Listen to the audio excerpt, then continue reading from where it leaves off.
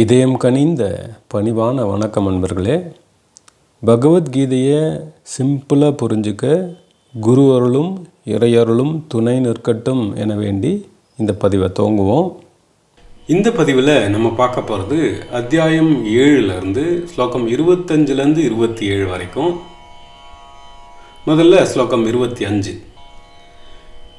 நாஹம் பிரகாஷ சர்வஸ்ய யோகமாயா சமாவ்ருதः மூடோயம் நாபி ஜானாதி லோகோ மாமஜமவ்யயம்.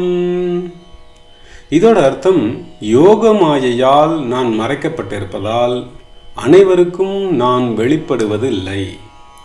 பிறப்பற்றவனும் மாறுதல் அற்றவனும் ஆகிய என்னை மயக்கமுற்ற இவ்வுலகம் அறிவதில்லை. அடுத்து ஸ்லோகம் 26. வேதாஹம் சமதீதானி வர்த்தமானானி சார்ஜுன பவிஷ்யானி ச பூதானி மாம் து வேதன கஷ்சன. இதோட அர்த்தம், ஓ அர்ஜுனா, நான் கடந்த காலத்தையும் நிகழ்காலத்தையும் எதிர்காலத்தையும் அறிவேன். நான் அனைத்து உயிரினங்களையும் அறிவேன். ஆயினும் என்னை எவரும் அறிய மாட்டார். அடுத்து ஸ்லோகம் 27. இச்சா துவேஷ சமுத்தேன த்வந்வ மோஹேன பாரத சர்வபூதானி சம்மோகம் சர்க்கே யாந்தி பரந்தப. இதோட அர்த்தம், விருப்பு வெறுப்பு ஆகிய முரண்பட்ட இருமைகள் மாயையிலிருந்து உருவாகின்றன. அனைத்து உயிரினங்களும் பிறக்கும் போதே மாயையால் ஆட்கொள்ளப்படுகின்றன. இப்போ இந்த ஸ்லோகங்களோட விளக்கத்தை சிம்பிளாக புரிஞ்சுக்க முயற்சி செய்வோம். சாதாரண பொதுஜனமான நமக்கு இந்த மாயாங்கிற விஷயத்தை புரிஞ்சுக்கிறது கொஞ்சம் கஷ்டம்தாங்க. சர்வசாதாரணமாக எல்லாம் மாயை, இந்த உலகம் மாயை, நம்ம உடம்பு ஒரு மாயை அப்படின்னு ஆன்மீகம் சொல்கிறதா கேள்விப்பட்டிருப்போம். ஆனால் அது அவ்வளவு சிம்பிளாக நம்மளால் ஒத்துக்கவும் முடியாது, டைஜஸ்ட் பண்ணிக்கவும் முடியாது, ஈஸியாக கடந்து போகவும் முடியாது. உதாரணத்துக்கு, யாராவது நம்மக்கிட்ட வந்து, நீ வாழுற இந்த உலகத்தில் எதுவுமே நிஜம் இல்லை, எல்லாம் மாயையால் உருவாக்கப்பட்டிருக்குன்னு சொன்னால், சாதாரண பொதுஜனமான நாம், ஏன்பா நான் தான் இங்கே இருக்கிற அசையும் அசையா பொருட்களான மரம், செடி, கொடி, மண், பாறாங்கல், மலை, மாளிகை, கோபுரம், ஆறு, குளம், கடல், மீன், மிருகம், பறவை எல்லாத்தையும் கண்ணால் பார்க்குறேன், அதை தொட்டு பார்க்க முடியுது, சக மனிதர்களோட பழகிறேன், மலை மேலே ட்ரெக்கிங் போகிறேன், ஆறு குளத்தில் ஸ்விம் பண்ணுறேன், கோபுர அழகை ரசிக்கிறேன், உலகத்தில் பல இடங்களுக்கு ட்ராவல் பண்ணுறேன். இதையெல்லாம் எப்படி மாயன்னு சொல்கிறீங்க அப்படின்னு கேட்போம். இது ஒரு நியாயமான கேள்வியாக இருந்தாலும் ஒரு மேலோட்டமான கண்ணோட்டம் மட்டும்தான்.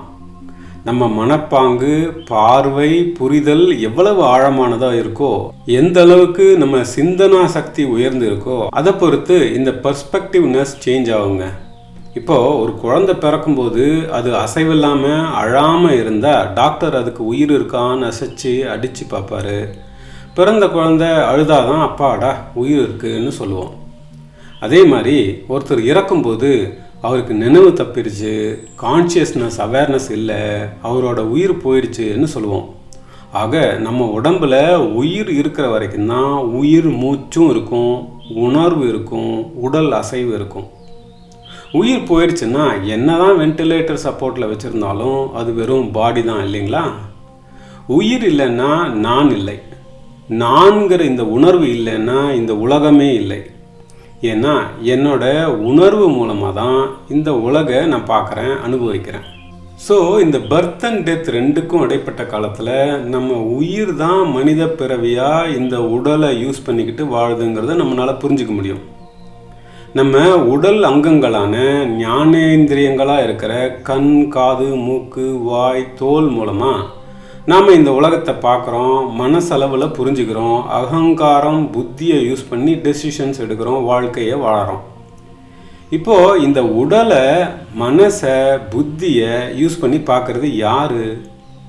நான் தாங்க பார்க்குறேன் அப்படின்னு ஈஸியாக பதில் வந்துடும். இந்த நான் யாரு அப்படின்னு நம்ம கேள்வி கேட்டு அலசி ஆராய்ஞ்சி கண்டம்ப்ளேட் பண்ணி பார்க்கும்போது தான் நம்ம பார்வை மாறும். நான்கிறது வெறும் இந்த உடல் இல்லை, இந்த மனசு இல்லை, புத்தி இல்லை, நம்ம அகங்காரமும் இல்லை. அதாவது நமக்குள்ள உயிராக துடிச்சுக்கிட்டு இருக்கிற ஆன்மாதான் நான். இந்த நான்கிறது நம்ம பியோர் கான்ஷியஸ்னஸ், அப்சல்யூட் அவேர்னஸ் அப்படிங்கிற புரிதல் நமக்கு கிடைக்கும். இதுதான் ஆதிசங்கரர் நிர்வாண ஷட்டகத்தில் இப்படி பாடுறாரு.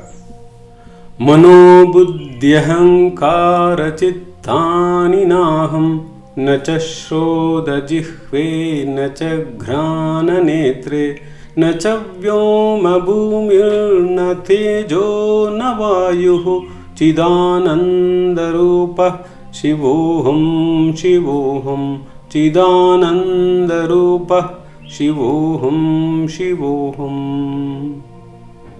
இங்கே சிதானந்த ரூபம்னு சொல்லப்படுறது பியோர் கான்சியஸ்னஸ் பிளிஸ், சுத்த சைத்தன்ய ஆனந்தம், ஆன்மாவான தன்னை அறிந்து பரமானந்தம் அடைதல், the joy of knowing the pure self. இப்படி ஒரு அதிசயமான ஆன்மா இந்த உடல்ல இருந்துக்கிட்டு இந்த ஆன்மாதான் நான் நாம் தெரிஞ்சுக்காமலேயே அழிஞ்சு செத்து போகக்கூடிய இந்த உடலையும் இந்த உடல்ல இருந்து அனுபவிக்கிற எல்லாத்தையும் நிஜம்னு நம்புறதாங்க அறியாம, இக்னோரன்ஸ். இந்த இக்னோரன்ஸ் தான் மாயை. நம்ம மனித பிறவியே இந்த மாயை வலையினால் பின்னப்பட்டிருக்குங்க. இதைத்தான் பகவான் கிருஷ்ணர் இந்த 27வது ஸ்லோகத்தில் சொல்கிறார். துவந்துவான்னு சொல்லப்படுற இரு வேறு நிலைகளான சுகம் துக்கம், விருப்பு வெறுப்பு, வெற்றி தோல்வி, இரவு பகல், சீதோஷ்ணம் அப்படிங்கிற ஹீட்டு கோல்டு, குளிர் சூடு எல்லாம் மாயையிலிருந்து தான் உருவாகுது. மனிதர்கள் இந்த துவந்துவாங்கிற மாயையால் என்டையர் லைஃப் டைம் கன்ஃபியூஸ் ஆகி சமநிலை இழக்கிறாங்க. அவங்க உண்மையை உணர முடிவதில்லை அப்படிங்கிறார். நம்ம கண்ணை மூடிக்கிட்டு தூங்கும்போதோ டீப் ஸ்லீப்பில் இருக்கும்போதோ நமக்குள்ள இதய மையத்தை கவனம் செலுத்தி தியானம் பண்ணி சமாதி நிலை அடையும் போது நம்ம மனசு அமைதியாக இந்த துவந்துவாங்கிற இருவேறு நிலைகளுக்கு நடுவில் சமநிலையில் இருக்கும். எப்போ கண்ணை திறந்து பார்க்குறோமோ அப்போ தான் வெளி உலக பொருட்களின் மீதான அட்ராக்ஷன், அவர்ஷன், விருப்பு வெறுப்புனால நாம் பாதிக்கப்படுறோம். இப்போது நிஜம் எது? அந்த சமநிலை, அமைதி நிலை தாங்க நிஜமாக இருக்குது. இருக்கிறது பகவான் மட்டும்தான். அவர் தான் எனக்குள்ளும் எல்லாருக்குள்ளேயும் எல்லாத்துலேயும் இருக்கார். அப்படின்னா மாயை எது? வெளியில் நம்ம இந்திரியங்கள், சென்சஸ் மூலமாக நம்ம பார்க்குற எல்லாமே மாயாதான்.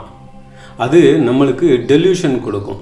இப்படி தான் சுவாமி விவேகானந்தர் அமெரிக்காவில் ஒரு லெக்சர் கொடுத்துட்டு இருந்தார்.